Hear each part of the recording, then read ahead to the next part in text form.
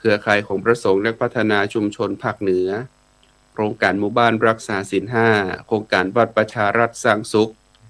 มจรวิทยาเขตเชียงใหม่มจรวิทยาลัยสงฆ์ละปูนตีได้อุปถากอุปถัมภ์คือครูบาอาจารย์ทั้งหลายได้มีโอกาสนำเอาธรรมะมาพบปะกับตังบรรดาญาติโยมทุกคนทุกท่านกันซึ่งในวันนี้ตรงกับเจ้าของวันจันทร์ที่3เดือนสิงหาคมพุทธศักราช2569วันนี้ก็ตรงกับวันแรม5ค่ำเนาะเดือน10เหนือเข้าวสามาละ3วันบรรดาญาติโยม 3-4 วันด้วยกันวันนี้อาตมาภาพพระมหาอนุวัตทิตะเมโทเจ้าอาวาสวัดหนองประขอตำบลป่าซักอำเภอเมืองลำพูนจังหวัดลำพูนก็ได้มีโอกาสนำเอารายการมาพบปะอุจากับตังบรรดาญาติโยมสาธุชนกันแห่มวาระหนึ่งหลังจากที่บ่ได้อุจากันมาเมินบ่ได้ออกรายการมาก็รวมเดือนเหมือนกันญาติโยมเนาะเพราะว่าในบางครั้งบางครานี่ช่วงเจ้าของวันจันทร์อาจจะติดกิจนะฮะติดภารกิจตลอดจนถึงงานหลายๆส่วนที่รับผิดชอบอยู่ก็ต้องได้สลับปรับเปลี่ยนกันไปวันนี้ก็ได้มีโอกาสนำเอารายการมาพบปะอุจากับตังญาติโยมซึ่งในวันนี้ก็เป็นงานตรวจหมู่บ้านรักษาศีล5หนเหนือนะซึ่งหลวงพ่อท่านพระครูโสพลปริยัติด็อกเตอร์เลขาศีล5ภาคเหนือก็ได้เดินทางไปตรวจพร้อมกับตั้งคณะกรรมการศีล5ที่จังหวัดถ้าจำบ่ผิดน่าจะจังหวัดน่านปะนี่ลงตรวจพื้นที่กันคือกำลังใจเสริมพลังคือกับตังบรรดาศรัทธาญาติโยมสาธุชนพี่น้องในพื้นที่ในแต่ละจังหวัดนั้นได้ขับเคลื่อนงานหมู่บ้านรักษาศีล5คือนำเอาศีล5นั้นเข้าไปอยู่ในจิตในใจของบรรดาญาติโยมสาธุชนทุกคนทุกท่านซึ่งในกาลโอกาสช่วงเข้าวสานี่ก็มีหลายพื้นที่เนาะโดยจังหวัดลำพูนจังหวัดเชียงใหม่จังหวัดภาคเหนือของเฮาก็ได้นำเอาธรรมะสัญจรเคลื่อนที่สู่ประชาชนพี่น้องบางตีบางแห่งก็จัดในวันเสาร์อาทิตย์บางตีบางแห่งก็จัดในทุกๆวันพระครบในทุกๆพื้นที่โดยเฉพาะของจังหวัดลำพูนนี่บรรดาญาติโยมโครงการธรรมะสัญจรเคลื่อนที่สู่ประชาชนนี่เป็นนโยบายของคณะสงฆ์ระดับจังหวัดคือกับตังตุเจ้าพระสงฆ์ในทุกๆตำบลโดยหน่วยอบรมประชาชนประจำตำบลพร้อมกับทางคณะสงฆ์ในแต่ละตำบลนั้นได้จัดโครงการธรรมสัญจรเคลื่อนที่สู่ประชาชนเพื่อที่จะเอาธรรมบรรณาการไปพบปะกับทางบรรดาญาติโยมแล้วก็ได้อูจาธรรมะกันทำกิจกรรมร่วมกันในการสร้างในความสามัคคีธรรมสามัคคีทานตลอดจนถึงในการดำรงเรื่องของสันติสุขเพื่อเกิดขึ้นในพื้นที่ในจังหวัดลำพูนของเราเนาะแล้วก็ทราบว่าตั้งจังหวัดเชียงใหม่ก็มีโครงการธรรมสัญจรในหลายๆพื้นที่เหมือนกันแล้วก็เกือบทุกๆพื้นที่เพื่อที่จะได้ช่วยกันในการ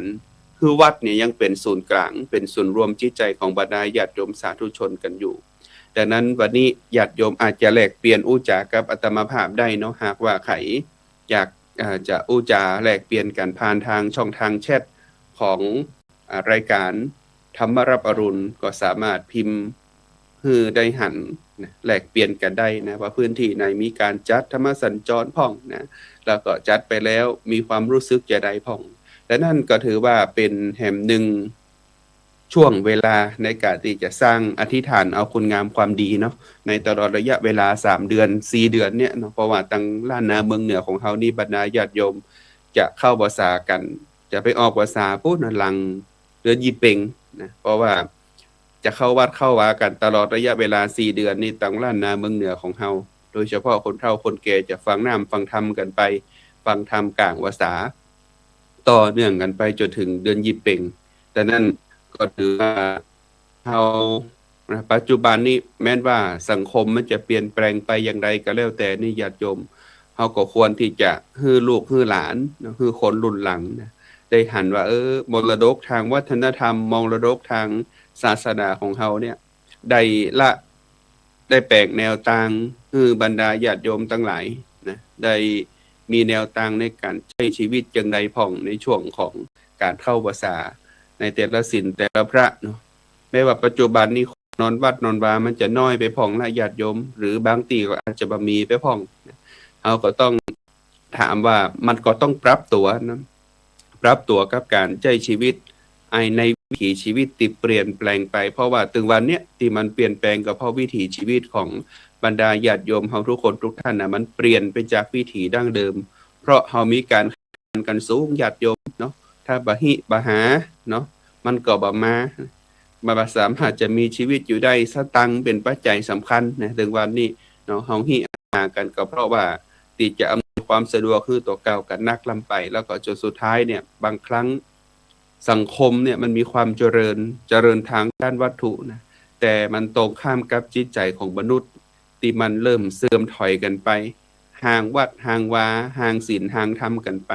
แล้วคนก็บ่ค่อยเข้าวัดกันตัวก็นองด้วยว่าถึงวันนี้มันอยู่กับสื่อนะแล้วก็คิดว่าเฮาอ่านหนังสือธรรมะก็ได้นี่นะหรือว่าฟังธรรมะผ่านทางออนไลน์อย่างอี้ก็ได้นี่นะประจำเป็นต้องเข้าวัดเข้าบาดังนั้นแล้วญาติโยมทั้งหลายเนาะในคุณสมบัติของเจ้าพุทธเนี่ยทานศีลภาวนาเฮาต้องมันกระทำนะมันกระทำให้มันเกิดความเป็นนิสัยที่อยู่ในจิตในใจของเฮาแล้วเนี่ยสุดท้ายในญาติโยมทุกคนทุกท่านหากว่าจิตใจของเฮานี่เบิกบานเฮาอยู่ที่ไหนเฮาก็มีบุญได้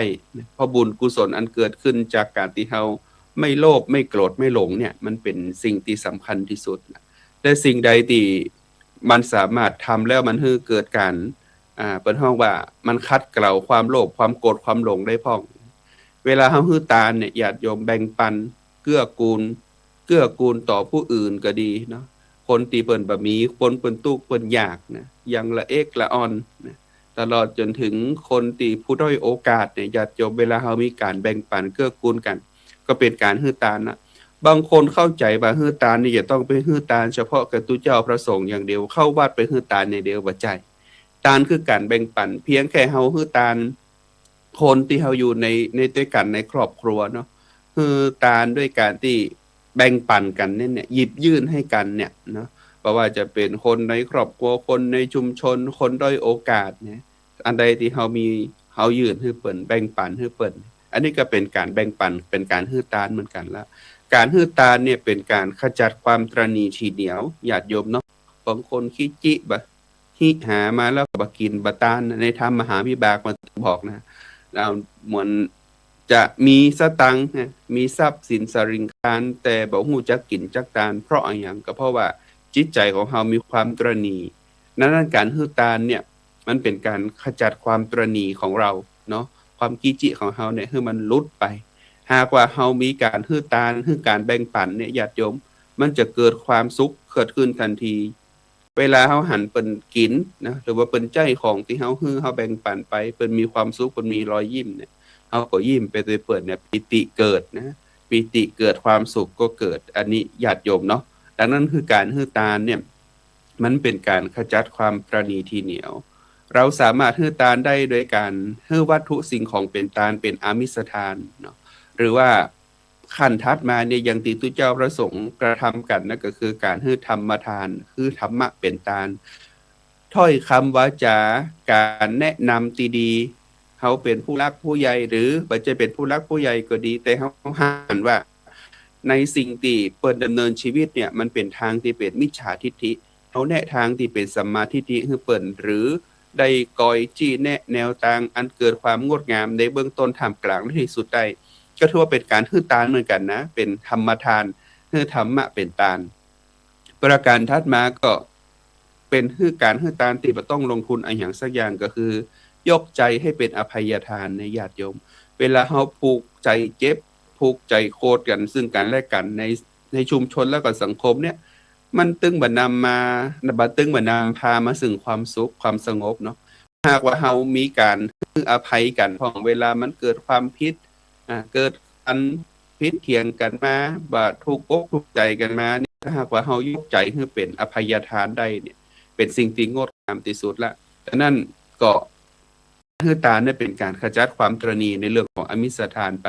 แล้วก็ในส่วนของธรรมทานแล้วก็อภัยทานนี่เป็นทานที่บ่ต้องมีการลงทุนอย่างสักอย่างหากว่าเฮากระทำได้นี่มันก็จะเกิดความสุขในจิตในใจของเฮาเนี่ยเนาะญาติโยมเนี่ยยกใจให้สูงนะเป็นมนุษย์ต้องยกใจให้สูงประการถัดมานี่รักษาศีลมีอานิสงส์ก็คือ มันขจัดความโกรธญาติโยมโทสะเนี่ยรักษาศีลนี่จะขจัดความโกรธโทสะเนาะเพราะว่าศีลแต่ละข้อนี่มันจะพยุงจิตพยุงใจของเฮาคือเฮาใช้ชีวิตอย่างเป็นความปกตินะอยู่ในสังคมนี้จะมีความปกติถ้ามีความบ่ท่องว่าศีลเนี่ยบังเกิดเนี่ยมันจะเป็นเกราะป้องกันของเฮาบ่ว่าจะเป็นการเกราะป้องกันเรื่องของอาชญากรรมสงครามเนาะเป็นเกราะป้องกันแห่งการลักขโมยกันเป็นการป้องกันให้ครอบครัวเกิดความอบอุ่นคือสังคมเกิดสันติสุขบ่แบ่งแยกกันบ่เกิดการเสียดสีทิ่มแทงกันตลอดจนถึงเป็นสังคมที่มีความงดงามปลอดอบายมุขมีสุขภาวะที่ดีที่งามถ้าหากว่าเฮารักษาศีลกันกูข้อสมาทานไปแล้วเนี่ยบางคนสมาทานไปก็สักว่าสมาทานเนี่ยเนาะแต่เฮาบ่สามารถที่จะดำรงรักษาศีลได้ไว้ได้นะ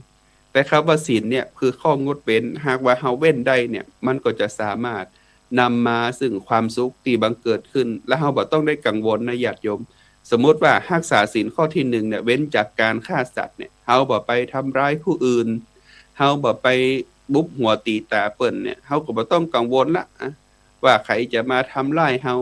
จะมาเค้นมาฆ่าเฮาจะมาชิงเอาชีวิตของเฮาไป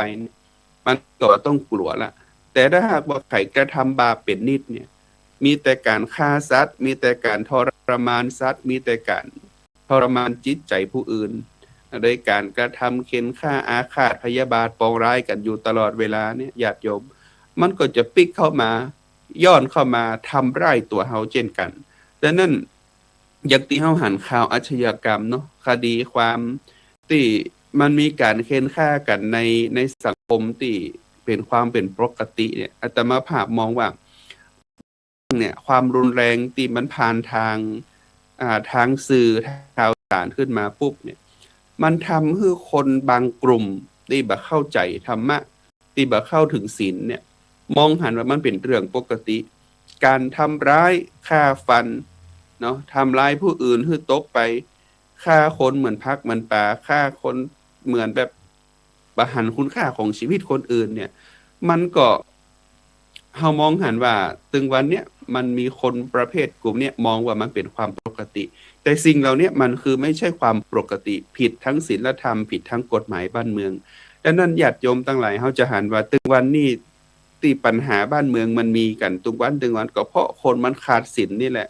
มันบ่สามารถที่จะไประงับโทสะคือความโกรธได้บางครั้งเนี่ยมันทำร้ายกันนี่ญาติโยมเนาะอย่างคนตียกหมู่ตีกันเนี่ยละอ่อน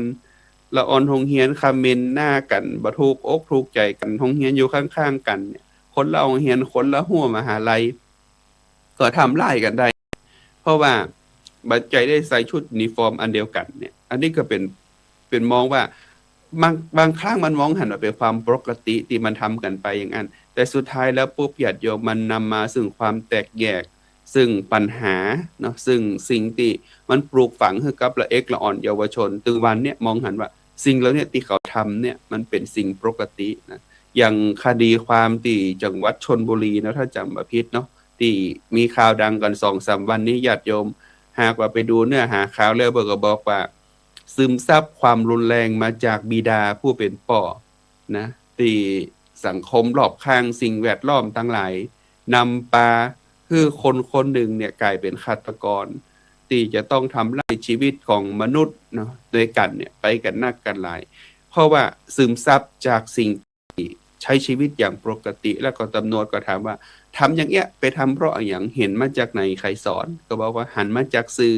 หันจากมาละครหันมาจากสื่อออนไลน์เนี่ยญาติโยมเนาะมันก็เลยปลูกฝังว่าใครก็ทำได้นี่แต่สุดท้ายแล้วปุ๊บสิ่งเหล่านี้มันทำไม่ได้เพราะมันทำร้ายคนอื่นมันผิดศีลผิดกฎหมายด้วยนะดังนั้นหากว่าไขตีรักษาศีลแล้วเนี่ยมันจะระงับโทสะที่บังเกิดขึ้นในจิตในใจของเฮาความสุขก็บังเกิดเนาะญาติโยมเนาะจะบ่ต้องกังวลว่าใครจะมาทำร้ายเฮาบ่ต้องกังวลว่าใครจะมาชิงทรัพย์เฮาเอาทรัพย์สมบัติเฮาไปนะครอบครัวเฮาจะแตกแยกด้วยการที่เฮาจะออกนอกอกนอกใจกันเวลาเฮาบ่นอกใจไผเปิ้นก็บ่นอกใจเฮาฮักกันกลมเกลียวกันสามัคคีกันในบ้านในจองมีอะหยังก็อู้จากัน เนี่ยศีลข้อที่3แหมข้อหนึ่งนี่ญาติโยมตึงว่าเนี่ยครอบครัวในแต่ละครอบครัวที่มันมีปัญหากันบ่เข้าอกบ่เข้าใจกันเนี่ยบางครั้งเกิดความน้อยอกมองใจนะน้อยเนื้อตำใจผัวอู้ไปแหมอย่างเมียอู้ไปแหมอย่างอาตมาภาพในสังเกตเพราะว่ามันจะมีเรื่องของการทำลายตัวเก่าถึงขั้นชีวิตหรือการฆ่าตัวตายเนี่ยโดยในแต่ละพื้นที่เนี่ยเฮามองแล้วว่ามันเกิดอะไรอย่างขึ้นบางครั้งก็ดูเปิ้นจะมีทรัพย์มีสินเงินทองเปิ้นน่าจะบ่มีความทุกข์อย่างนั้นนะแต่บางครั้งที่เขาตัดสินใจไปเนี่ยก็เพราะว่าความน้อยอกหมองใจที่เกิดขึ้นในระหว่างครอบครัวนี่แหละญาติโยมเฮาก็ต้องอู้กันตามตรงว่าถึงวันเนี้ยมันมีหลายๆครอบครัวที่มองหันกันว่าบ่สามารถที่จะเกื้อกูลกันได้ด้วยคำอู้คำจาดีๆเนาะผัวกับเมียอยู่กันคนละจอกคนละแจงอยู่ในบ้านในจองนี่นะบ่อู้จากันก้มพอหน้าก้มมือถือเนี่ยวันค่ำญาติโยมขนาดจะกินข้าวกินน้ำถึงวันนี้ลองถามตัวเก่าถามครอบครัวตัวเก่าเพราะว่าเฮายังบ่เอิ้นหากันนะว่าพ่อมันแม่มันเอ้ยกินข้าวเน้อนะมากินข้าวด้วยกันห่างกับกันข้าวไว้แล้วเนี่ยบ่อู้จากันนะก้มในมือถือนี่ตั้งกลุ่มครอบครัวน่ะ My Family ฮ้องกันว่าอ้าวมากินข้าวเนี่ยพิมพ์กันในเฟซบุ๊กในหยังก็ในกลุ่ม LINE คือในแต่ละครอบครัวแต่ละครอบครัวนะอู้จากันก็บ่อู้จากันเนี่ยพิมพ์กันไปนะบางครั้งไปหันอย่างที่บ่ถูกอกถูกใจมาก็เก๊มาเป็นกำกึดแล้วบ่อู้จากันนะบ่ถามกันกึดกันไปคนเดียวนะบางครั้งเนี่ยเมียจะปรึกษาผัวก็บ่เป็นที่ปรึกษาให้เมียบางครั้งผัวจะปรึกษาเมียกำลังจะอ้าปากถามเมียด่าให้ก่อนละเนี่ยก็เพราะว่าบ่ได้กึดถึงตอนที่สมมุติอันเอากันใหม่ๆเนาะตอนแต่งงานกันใหม่ๆเนี่ยฮักกันเนี่ยโอ้ยอู้จากันนะมีหยังก็ค่อยอู้ค่อยจากันเมินไปมันใช่ความเคยชินที่อยู่ด้วยกันในญาติโยมสุดท้ายแล้วปุ๊บเนี่ยเฮาบ่หันถึงความว่าเปิ้นน่ะเป็นกู้ชีวิตมันก็เลยทำให้หลายๆครอบครัวเนี่ยมันแบบปรึกษากันนะบ่อู้จากันบ่ท่องบ่ถามกันสุดท้ายแล้วปุ๊บเนี่ยมันก็เลยมีปัญหาครอบครัวแตกแยกกันมาเกิดความน้อยอกหมองใจเกิดความบ่ไว้ใจกันในครอบครัวดังนั้นแต่ก่อนเนี่ยเนาะแต่ก่อนเวลาเฮาขึ้นบ้านใหม่เนี่ยมันจะนิยมเตะทางเคหาภิเษกมงคลขึ้นเรือนใหม่มันจะมีกรรมสอนในธรรมอะเวลาเฮาเตะธรรมตุเจ้าเตะธรรมไปแล้วเตะธรรมเมืองเนี่ยญาติโยมสุดท้ายแล้วถามว่าศรัทธาฟังเนื้อหาธรรมกันนักกันน้อยขนาดไหนแต่ก่อนนี้เพิ่นลงตั้งเพิ่นก็จะแปลงบ้านแปลงจองพร้อมกับแต่งงานเนาะเพิ่นว่าถ้าหากว่าผัวเป็นไฟเมียเป็นน้ำดับเสียถึงวันนี้มันกลายเป็นเป็นไฟกับน้ำมันผูกกันไปมันก็บึ้งกันไปบ้านก็แตกกันไปหมดนะญาติโยมเนาะสัจจะธรรมะขันติจาคะเนี่ยคารวะธรรมธรรมแห่งการครองเรือนความจริงใจเนาะขันความคมใจความอดทนแล้วก็การแบ่งปันกันในครอบครัวเนี่ยมันบ่ค่อยมีกันไปละดังนั้นศีลมันทำมื้อเฮาเนี่ยบางครั้งน่ะเพิ่นได้พลิกมามองตัวเก่าว่าเฮาได้ทำอะหยังไปที่มันถูกต้องดีงามหรือยังเนาะดังนั้นมันจะเป็นเกราะป้องกันนะหากว่าใครรักษาศีลข้อที่3ได้เนี่ยเป็นเกราะป้องกันตัวเก่าเกราะป้องกันครอบครัวให้เกิดความสันติสุขเกิดความสงบสุขนะดังนั้นเราต้องไว้ใจกันอู้จากันมีอะหยังก็ต้องได้ปรึกษากันน่ะเนาะถ้าหากว่าเฮาบ่ปรึกษากันแล้วมันก็ทำให้ครอบครัวนั้นมันเกิดความลำบากมันบ่หันทางออกไปด้วยกันดังนั้นที่จริงอะคนที่ฆ่าตัวตายทำร้ายตัวเก่าเนี่ยเขาต้องการเพียงแค่อยากจะให้คนฟังเขาอยากจะให้ใครสักคนเนี่ยฟังเพื่อที่จะเหมือนมีเปิ้นมีติเปิงนะแต่ถึงวันเนี้ยมันต่างคนต่างไปด้วยกันแล้วมันบ่มีติเปิงแล้วญาติโยมสุดท้ายเปิ้นทำร้ายตัวเก่ามาเฮาก็มาเสียอกเสียใจว่าบัดหน้าจะทำจะอั้นบัดหน้าจะเยจะอีสุดท้ายเพราะว่าเฮานี่แหละอาจจะเป็นคนที่จะต้องช่วยเหลือบุคคลคนนั้นให้ได้นักที่สุดจากการฟังกันในครอบครัวนี่ก่อนเนาะในบ้านเดียวกันเนี่ยฟังกันนักๆญาติโยมเนาะประการถัดมาก็เรื่องของศีลข้อที่4ก็คือการอู้จาในสังคมที่เกิดความงดงามถ้าหากว่าเฮาบ่ได้เสียดสีทิ่มแทงกันบ่ได้โกหกกันนะบ่ได้จุหลอกกันเนี่ยมันก็จะทำให้สังคมนั้นเกิดความสันติสุขแล้วก็เฮาเนี่ยก็จะเป็นที่เชื่อถือของบรรดาคนที่อยู่ในครอบครัวอยู่ในสังคมเพราะว่ามันก็ต้องเริ่มต้นตีตัวเก่าเริ่มต้นตีตัวเฮานี่แหละหากว่าเฮามีสัจจะวาจามีกัลยาณมิตร อันมีกำอู้กำจาที่เป็นสุนทริยะหมายใจว่าคบเล็กคบขางใส่กันอยู่ในครอบครัวเนาะหรือแม้กระทั่งเฮาอู้จะนินทากันไปวัดไปว่าก็นินทานะเวลาวันศีลวันธรรมนี่คนเฒ่าคนแก่ไปวัดนี่บ่ได้อู้จาเรื่องธรรมะกันนะอู้จาเรื่องของคนในบ้านคนในปอกใต้ปอกเหนือเอามาอู้จากันเนี่ยอันเนี้ยมันก็จะเป็นสิ่งที่บ่สามารถที่จะนำเอามาซึ่งความงดงามได้แต่ถ้าหากว่าเฮาเข้าวัดเข้าวาอู้จากันเรื่องธรรมะวันนี้ตุเจ้าเปิ้นเทศน์ธรรมม่วนนี่เนาะเทศน์ธรรมนี่เป็นเนื้อหาจะได้นะหรือแม้กระทั่งว่าเฮาพากันสวดมนต์อันนี้ก็จะเป็นในสิ่งที่เกิดความงดงามในเรื่องของการใจวาจาที่ถูกต้องเนาะแล้วก็แห่งศีลข้อที่5ก็คือการเว้นจากการดื่มสุรายาเมาสิ่งเสพติดสิ่งเป็นอบายมุขทั้งหลายสิ่งเนี้ยมันจะเป็นคอยเฮาบ่ประมาทในการใช้ชีวิตญาติโยมถ้าหากว่าเฮาดำรงศีลทั้ง5ข้อนี้ได้เนี่ยมันก็เกิดความงดงามมันรำงับโทสะนะแล้วก็เกิดความสุขที่เกิดขึ้นในใจของเฮาตัวแห่งประการหนึ่งญาติโยมบุญเฮาสามารถกระทำด้วยการกระทำซึ่งภาวนาหมายถึงคุณงามความดีนะแต่การที่เฮานั่งสมาธิเนี่ยเป็นเพราะว่ากิริยาแห่งการเจริญภาวนาเนาะเจริญสติในอริยบทในส่วนของวิปัสสนาก็ดีในส่วนของสมถะก็ดีเนี่ยถ้าหากว่าเฮากระทำมีการบริกรรมพุทโธยุบหนอพองหนออันนี้จะเป็นกิริยาแห่งการกระทำซึ่งภาวนาในการเจริญจิตนะการเจริญจิตภาวนาแต่คำว่าภาวนาในที่นี้ก็หมายถึงการสร้างคุณงามความดีผ่านทางกายจิตสังคมแล้วก็ปัญญานะกายจิตสังคมแล้วก็ปัญญาทั้ง4ข้อเนี่ยมันเป็นเรื่องของภาวนาเพื่อให้เกิดความงดงามดำรงจิตดำรงใจดำรงตนอยู่ได้ในครอบครัวเมื่อเฮากระทำภาวนานี่เฮาจะมีสัมมาทิฏฐิญาติโยมเนาะจะเป็นการรำงับซึ่งมิจฉาทิฏฐิคือความลุ่มหลงหรือคำว่าโมหะดังนั้นตัวความโลภความโกรธความหลงสามารถแก้ด้วยทานศีลภาวนาคือเฮานั้นสามารถดำรงชีวิตอยู่ได้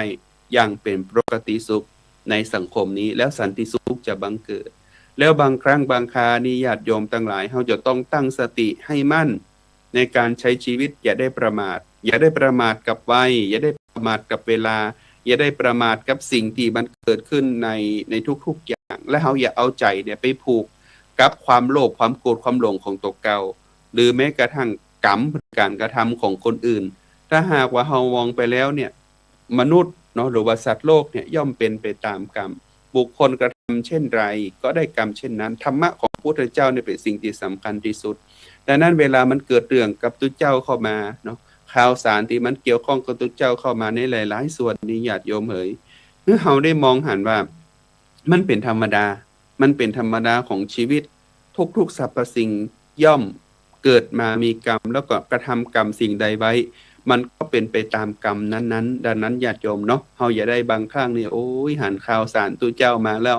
เฮาเกิดความกินแหน่งใจกุมอกกุมใจกึดไปฝาปะญาติโยมเฮาบ่ได้มองถึงว่ามันเป็นธรรมดาพระพุทธเจ้าเปิ้นตึงบอกว่ามันเป็นธรรมดาเนาะความสิ่งที่มนุษย์หรือว่าปุถุชนอันเป็นความหนาเนี่ยคนที่มีความหนาเนี่ยยัง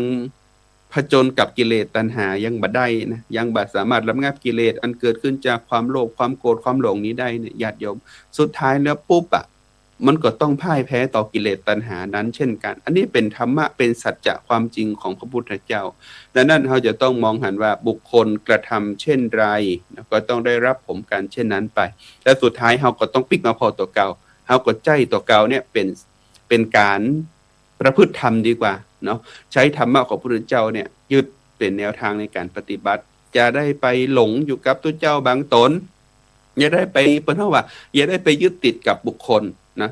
ใช้ธรรมะของพระพุทธเจ้านี่แหละในการใช้ชีวิตศาสนาไม่ได้สอนให้ยึดที่ตัวบุคคลนะญาติโยมเนาะแม้พระพุทธองค์เนี่ยก็ยังบ่ได้ยกว่า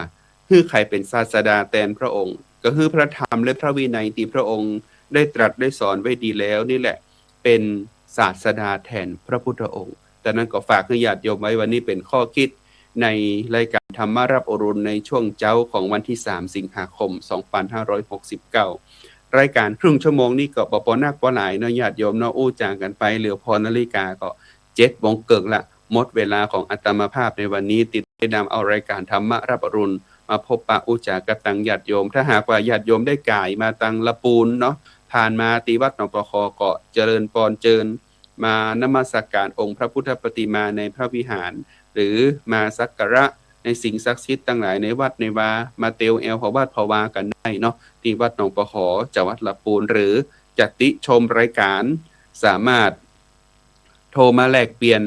นะธรรมะกับพระอาจารย์ได้ที่หมายเลขโทรศัพท์081 783 1764 081 783 1764พระมหาอนุวัตรทิตะเมโทเจ้าอาวาสวัดหนองประขอ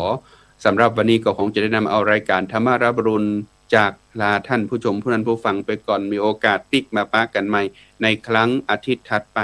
สำหรับวันนี้ก็ขอให้ญาติโยมทุกท่านทุกคนจงได้มีสุขภาพพลานามัยที่สมบูรณ์แข็งแรงคิดหวังสิ่งใดก็ขอให้สมมุ่งมาตรปรารถนาจงทุกประการโดยทั่วกันทุกท่านทุกคนเทินขอเจริญพร